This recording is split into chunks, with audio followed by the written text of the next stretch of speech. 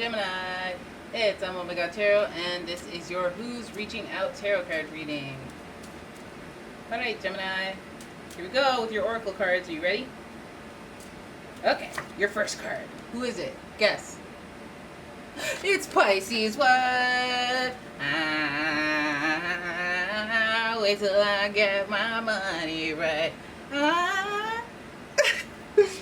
Fellow mutable, you have your Pisces here. The energy is wistful, endlessly loving, compassionate, and forgiving. It confuses and softens. Result. That's love energy. Boy, that's love energy. That's good. That's positive, okay? It could be also a little procrastinator energy. No, it is, if I'm being real. It could be a little wishy-washy energy too, but we won't focus on that. We'll focus on the positive. Next card, we got, another water sign. We got Scorpio. The energy is intense, masterful, thoughtful, and magnetically charming, but also secretive and possessive. And finally, who do we got? Leo. The energy is flamboyant, dramatic, proud, and passionate. It focuses on the importance of self-belief. Some of you guys are excited. Some of you guys are excited. And some of you guys are like, I mean, whatever. Because you see the water. You see the water. You don't like the weak. And sometimes Geminis view water signs as a little weak because they're so emotional. And Gemini rules the intellect. They like to make smart decisions, not emotional ones. So good for you. You got it. You got it, Gemini. Leos, I don't know how you guys do. Do you bode well with Leos? I feel like they're in this. I feel like they would be great frenemies for Geminis. I feel like you guys could really get along, but I could see how you could have a rivalry. So, Wait, let's have a look at. Oh God. Oh, I dropped some cards and I'm trying to pick them up, but the way my back is set up, I'm no spring chicken. I feel like I dropped another card and I can't find it. Or did I? I guess not. Alright, let's have a look at your archetype cards for this reading. Who is reaching out? The dilettante. The dilettante. Dilettante. Light attributes. Delights. Delights in the arts without having to be a professional. Alerts you to the danger of becoming superficial in your pursuits. Ooh, that's some insight right there, because some of us are like, okay, what do you want? What's your dream guy? Okay, he has dark hair, he's really tall. And it's like, no. That's the shell. You've got to start bringing up things that you're compatible with first. Like he's got a good spirit, clean spirit. He's got to be charitable. You should be saying that stuff first. And then I would, if he could be tall, that would be nice. All right? And then we have the shadow attribute, pretension to much deeper knowledge than you actually possess. That's a new word. Pretension? I know pretentious. Is that pretension to much deeper knowledge? I don't understand that. But I know what you mean. It's pretending you know it all. And you know what they say about people who know it all. They're most annoying to those who do. Alright? So you don't want to be that. And this person reaching out, that Leo energy. So maybe you're going to notice that they need to check the ego at the door.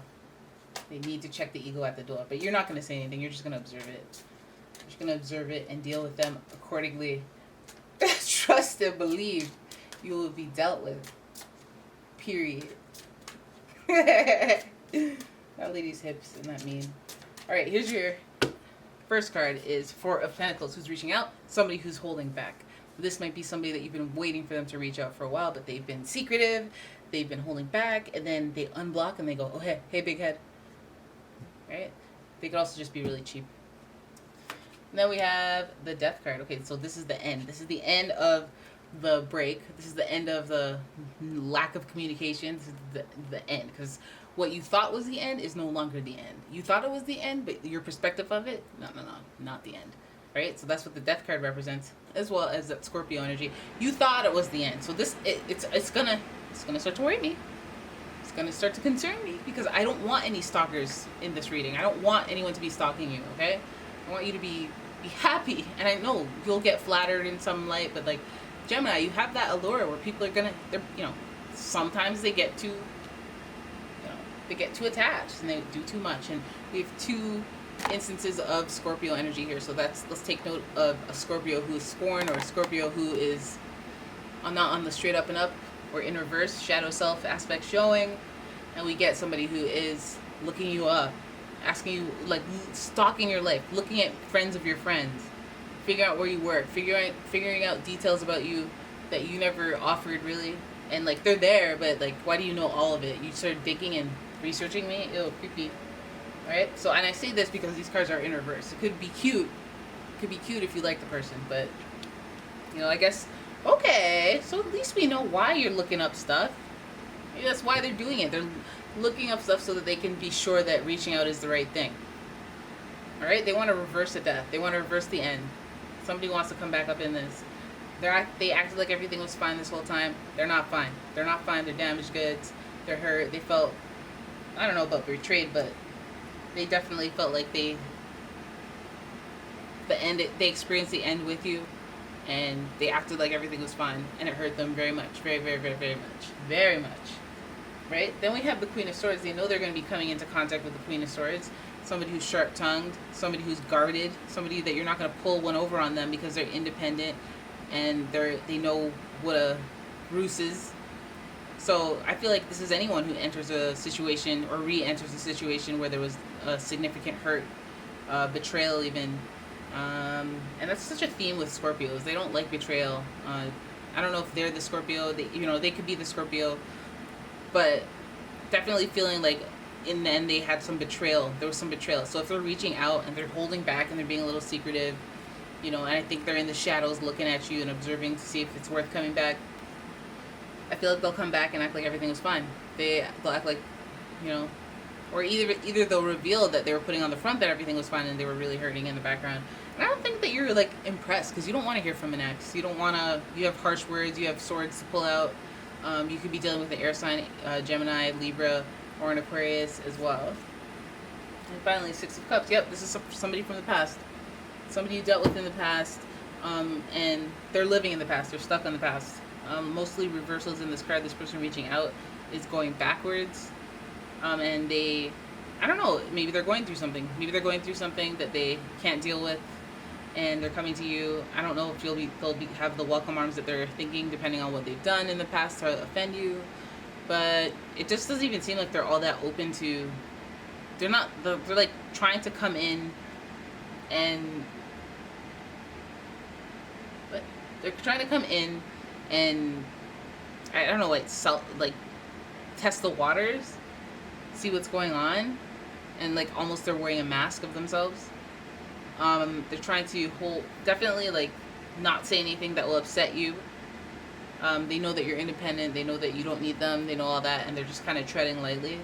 But I think that they're coming in with the intention of romance on some level, but I don't know if it's a healthy and pure romance. I can't say that. Just because there's so much Scorpio, and there's Scorpio in reverse and swords, and it just feels like the guard's up. It's either their guard's up and your guard's up. So if they're coming back or they're reaching out, it's like, why are you coming at me unless you're coming complete genuine, complete honesty. Hopefully you sense whether or not it is genuine. But I feel like the Queen of Swords represents you a little more, where it's like they can have, if they enter, it's going to be a cautious entrance. It's going to be like, you could come to my porch. You can't come upstairs. You can't come into my living room. That's for people living. It's death up in here. Can't be that. So yeah, and I think that what they hold back has a lot to do with their ego. Of course, we still have Leo here, and definitely Scorpio, I would say, is the most egotistical of the water signs. No, maybe, yeah, Scorpio, because they're ambitious. Close second would be the Cancer. Close second would be the Cancer for sure. Alright, so there it is. That is your reading. I hope you guys enjoyed it. If you did, please give the video a thumbs up. Please subscribe to the channel, and I'll see you guys in the next one. Bye!